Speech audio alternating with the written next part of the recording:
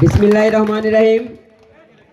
উপস্থিত আছেন আমাদের ৬ নং সোনগাছা ইউনিয়ন বিএনপির সম্মানিত সভাপতি আলহাজ এস এম আব্দুল সালাম এবং বিএনপির বিভিন্ন অঙ্গ সংগঠনের নেতাকর্মীরা এবং অন্য দলের নেতাকর্মীরা এবং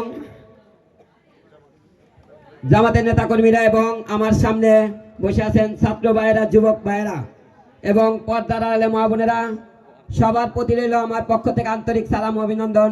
আসসালামু আলাইকুম রহমতুল্লাহ। আপনারা সবাই কেমন আছেন? আলহামদুলিল্লাহ। আজকের এই খেলা দেখে আমার ভালো লেগেছে অনেক, এবং কিন্তু এখানে মাঠটা ছোট, তোমাদেরকে আগামীতে বড় একটা মাঠ পর্যায়ে তৈরি করতে হবে।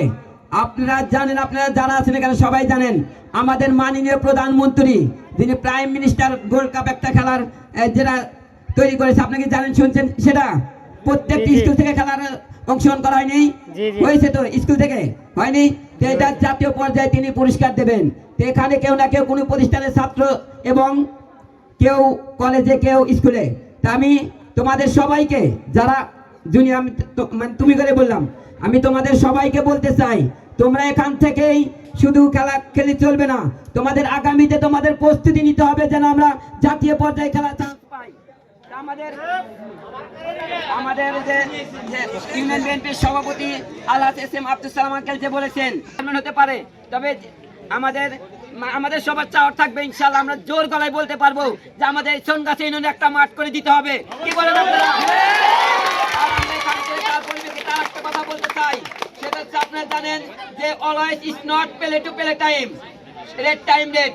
সব সময় খেলা নয়, খেলার সময় খেলতে হবে এবং পড়ার সময় পড়তে হবে। মনে রাখবেন, একটা স্টুডেন্ট একমাত্র পড়াশোনা করে এই পৃথিবীতে সবচেয়ে প্রভাবশালী ধনী সব দিক থেকে অর্জন করতে পারে। যদি সে খেলাধুলা করে, পড়াশোনা না করে, সে কখনো মানুষ হতে পারবে না। কাজী পড়াশোনার পাশাপাশি খেলাধুলা করতে হবে, শুধু খেলাধুলা নিয়ে ব্যস্ত থাকলে চলবে না। মনে রাখবেন, the loss of man can be regained by hard work. কঠোর পরিশ্রম করে আনন্দ ফিরে পাওয়া যায়, but the loss of time can be got back. যদি একবার সময় জীবন থেকে চলে যায়, তাহলে আর কখনো সময় ফিরে পাবেন না। যাকে active person Atlee the time, একমাত্র দক্ষ কর্মীরা সময়ের মূল্য বুঝতে পারে। কাজে আমি আপনাদের বলতে চাই, যদি আপনারা খেলাধুলায় মনোযোগ দিতে চান, তাহলে আগামী নেশার বিরুদ্ধে আন্দোলন করতে হবে, জুয়ার বিরুদ্ধে আন্দোলন করতে হবে। এখান থেকে আমরা এই খেলার মাধ্যমে আমরা উঠে দাঁড়াবো যে এই সোনগাছা ইউনিয়নে আর কোন মাদক বিরোধী, আর কোন জুয়া বিরোধী এই সোনগাছা ইউনিয়নের স্থান পাবে না। কাজে আছেন আপনারা? আপনারা যখন এই খেলার দিকে মন দেবেন, আপনাদের মাদকের ভিতরে আপনার মন যাবে না, আপনার জোর ভিতরে কোনো মন যাবে না।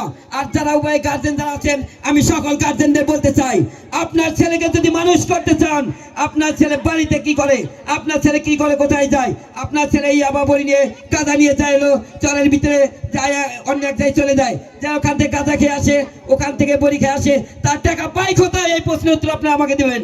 তার টাকা কোথায় পায়? নিশ্চয়ই আপনারা টাকা দেন, নিশ্চয়ই আপনারা সাপোর্ট করেন।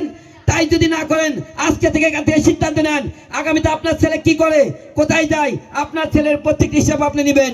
যদি এই হিসাব নিতে পারেন ফ্যামিলিতে, তারা আগামীতে আর কোনো মাদক বিরোধী, কোনো সন্ত্রাস, কোনো চাঁদাবাজি, কোন নেশা করেই সোনগাছা ইউনিয়ন মাঠে থাকতে পারবে না ইনশাআল্লাহ।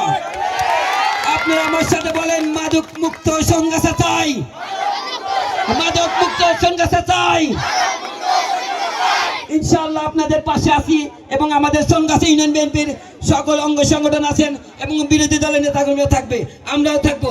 আমি আর কথা বলতে চাই না, আমি শুধু বলবো আপনারা আমাদের সকলের জন্য দোয়া করবেন, আমাদের নেতা তারেক রহমানের জন্য দোয়া করবেন এবং দেশনেত্রী বেগম খালেদা জিয়ার জন্য দোয়া করবেন।